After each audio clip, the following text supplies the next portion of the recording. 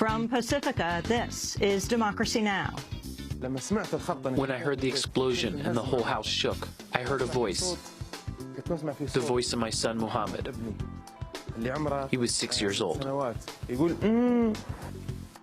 A New York Times investigation reveals NATO killed at least 40 civilians in Libya. The victims include at least 29 women and children.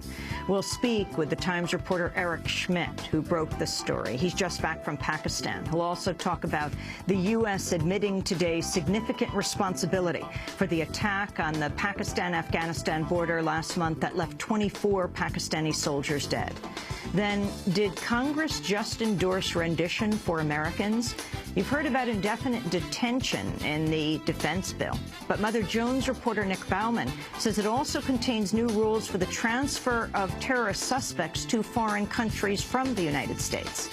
And the Justice Department accuses prominent Arizona Sheriff Joe Arpaio of, quote, wide-ranging discrimination against Latinos. We have been responsible for finding and identifying 25% of the nation's illegal alien criminal offenders in our jails. Sadly, much of that work will no longer be permitted by the Obama administration. We'll go to Phoenix for the latest as Sheriff Arpaio's officers turn in their federal immigration enforcement badges. All that and more coming up. Welcome to Democracy Now!, democracynow.org, the War and Peace Report. I'm Amy Goodman. Dozens of people have been killed and many more wounded in a series of bombings in the Iraqi capital of Baghdad. The death toll so far stands at 63, with another 185 injured. The attacks come as Iraq grapples with the aftermath of the U.S. military withdrawal and heightened sectarian tensions with an arrest warrant for the Iraqi vice president and leading Sunni political leader Tariq al-Hashimi. At a news conference Wednesday, Iraqi Prime Minister Nouri al-Maliki was asked to talk about the ongoing U.S. presence in Iraq with a massive embassy in Baghdad. Perhaps some people say that the number of staff of the U.S. Embassy in Baghdad is big. It is 2,000 or 3,000 employees. A part of this number represents Iraqi desire. For example, we ask them to provide us with agricultural experience. Therefore, we will need agricultural experts. We ask them to provide us industrial expertise, so we will need industrial experts. It is our demands that will be the reason to increase or decrease the number of staff that will serve in the U.S. Embassy, but there will be no forces. Defense attorneys for alleged Army whistleblower Bradley Manning rested their case Wednesday after calling 2 witnesses. Manning is in a pretrial hearing to determine whether he will face a court-martial for allegedly leaking classified video and diplomatic cables to WikiLeaks. Both defense witnesses were military comrades who testified about Manning's alleged erratic behavior and the lax security environment on the Baghdad computer system he used.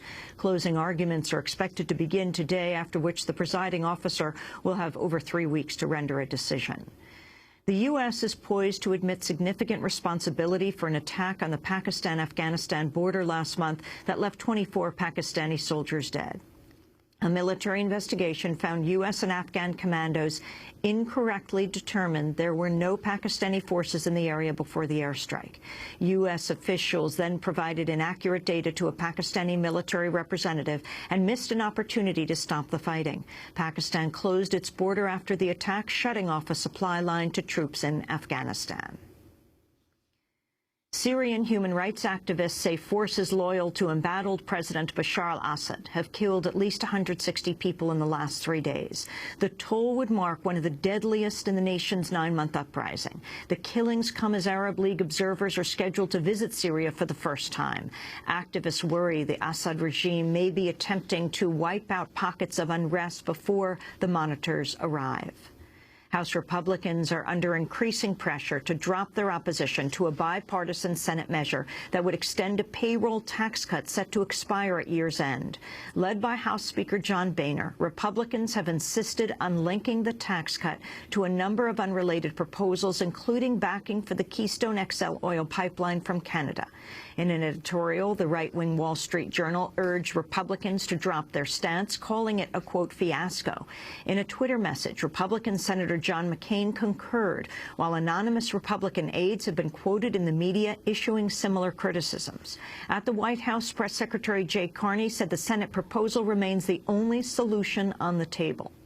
The President made clear in his call to Speaker Boehner earlier today, as I made clear in the readout, that the action that must be taken is the House needs to take up the Senate bill that was supported by an overwhelming percentage of Republicans and Democrats in the Senate and pass it to make sure that taxes don't go up. The short-term bipartisan compromise passed by almost the entire Senate is the only option to ensure that middle-class families are not hit with a tax hike in 10 days and gives both sides the time needed to work out a full year's solution.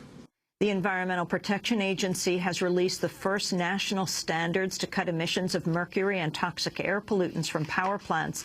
The agency says the new standards will prevent as many as 11,000 premature deaths and 4,700 heart attacks each year, as well as preventing 130,000 cases of childhood asthma symptoms.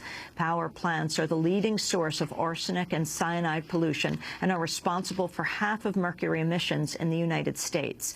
In a statement, the group Earth Justice, which filed a lawsuit against the Bush administration that led to the new standards, said, quote, "We're celebrating today after a long fight for cleaner air."